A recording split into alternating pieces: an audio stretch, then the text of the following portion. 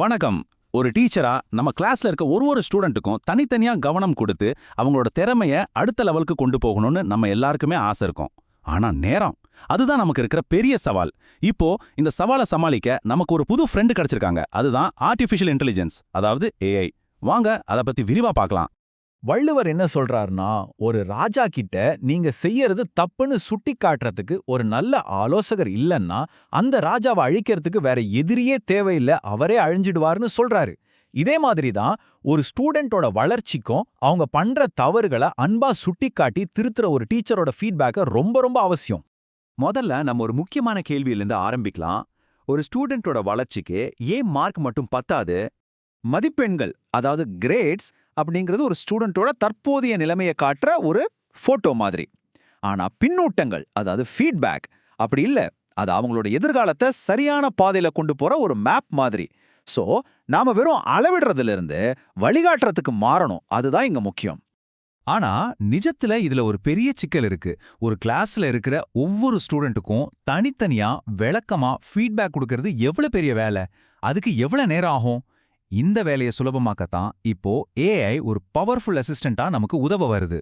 சரி, ஏஐ பத்தி தெரிஞ்சுக்கிறதுக்கு முன்னாடி ஒரு நல்ல ஃபீட்பேக்னா அது எப்படி இருக்கணும்? எந்த விஷயங்கள் ஒரு ஃபீட்பேக்கை உண்மையிலேயே பயனுள்ளதா மாத்துது? வாங்க அதை புரிஞ்சுக்கலாம். ஒரு சூப்பரான ஃபீட்பேக்ல இந்த 5 குணங்களும் கண்டிப்பா இருக்கணும். உதாரணத்துக்கு, ஒரு கட்டுரையை படிச்சுட்டு நல்லா எழுதிருக்கீங்கன்னு சொல்றதுக்கும், ஏஐ பத்தினா 3 முக்கிய பிரச்சனைகளை நீங்க சரியா சொல்லிருக்கீங்க, குறிப்பா பாகுபாடு பத்தி நீங்க சொன்ன பாயிண்ட் ரொம்ப ஆழமா இருந்துச்சுன்னு சொல்றதுக்கும் பெரிய வித்தியாசம் இருக்கு இல்லையா? இந்த தெளிவு தான் ரொம்ப முக்கியம். இப்போ நாம கொஞ்ச நேரத்துக்கு முன்னாடி பார்த்த இந்த தரமான ஃபீட்பேக்கை உருவாக்குறதுக்கு ஏஐய நாம எப்படி ஒரு அசிஸ்டண்டா யூஸ் பண்ணலான்னு ஒரு பிராக்டிக்கல் டெமோவோட பார்க்கலாம். இது ரொம்பவே சிம்பிளான 2 ஸ்டெப் தான். முதல்ல ஸ்டூடெண்டோட பதிலையும் நீங்க எதை வச்சு மார்க் போடுவீங்களோ அந்த ரூப்ரிக்ஸையும் ஏஐக்கு கொடுக்கணும். ரெண்டாவதா ஒரு தெளிவான ப்ராம்ப்ட் யூஸ் பண்ணணும். ப்ராம்ப்ட்னா ஒன்றும் இல்லைங்க, ஏஐ கிட்ட நாம கேட்குற கேள்வி அல்லது கட்டளை தான். நாம எவ்வளவு தெளிவா கேட்குறோமோ அந்த அளவுக்கு நமக்கு கிடைக்கிற பதிலும் சூப்பரா இருக்கும். உதாரணத்துக்கு, ஒரு ஸ்டூடெண்ட் ஏஐயோட நெறிமுறை சிக்கல்கள் பத்தி எழுதின இந்த சின்ன பகுதியை எடுத்துக்கலாம். இதுல பிரைவசி, பயாஸ், வேலை இழப்புன்னு சில சிக்கல்களையும் அதுக்கான சில தீர்வுகளையும் சொல்லியிருக்காங்க. இப்ப பாருங்க, இந்த பதிலுக்கு ஏஐ உருவாக்குன ஃபீட்பேக்கோட முதல் பகுதி இதுதான். முதல்ல ஸ்டூடெண்டோட பிளஸ் பாயிண்ட்ஸை அழகா பாராட்டுது. 3 முக்கியமான சிக்கல்களை கரெக்டா சொன்னதையும், அவங்களோட நடை தெளிவா இருந்ததையும், கட்டுரையோட அமைப்பு சரியா இருந்ததையும் இது சுட்டி காட்டுது. அடுத்ததா எங்கெங்கெல்லாம் இன்னும் கொஞ்சம் இம்ப்ரூவ் பண்ணலாம்னு சொல்லுது. ஒவ்வொரு சிக்கலை பத்தியும் இன்னும் கொஞ்சம் ஆழமா அனலைஸ் பண்ணலன்னோ, சொன்ன விஷயங்களுக்கு எந்த ஆதாரமும் கொடுக்கலன்னோ இது தெளிவா சொல்லுது. இதுதான் இதுல இருக்கிற ஹைலைட்டே. ஏஐ சும்மா குறைய மட்டும் சொல்லாம அதை எப்படி சரி பண்ணலான்னு தெளிவான வழிகளையும் சொல்லுது. பயாஸ் பத்தி எழுதும்போது அமேசான்ல நடந்த பிரச்சனையை சொல்லுங்க, பிரைவசிக்கு கேம்பிரிட்ஜ் அனலிட்டிகா விஷயத்த சொல்லுங்கன்னு உதாரணம் கொடுக்குது, ஜிடிபிஆர் மாதிரி சட்டங்களை பத்தி பேசுங்கன்னு ஐடியா கொடுக்குது. இதுதான் ஒரு ஸ்டூடெண்ட்டுக்கு தேவையான தெளிவான வழிகாட்டுதல்.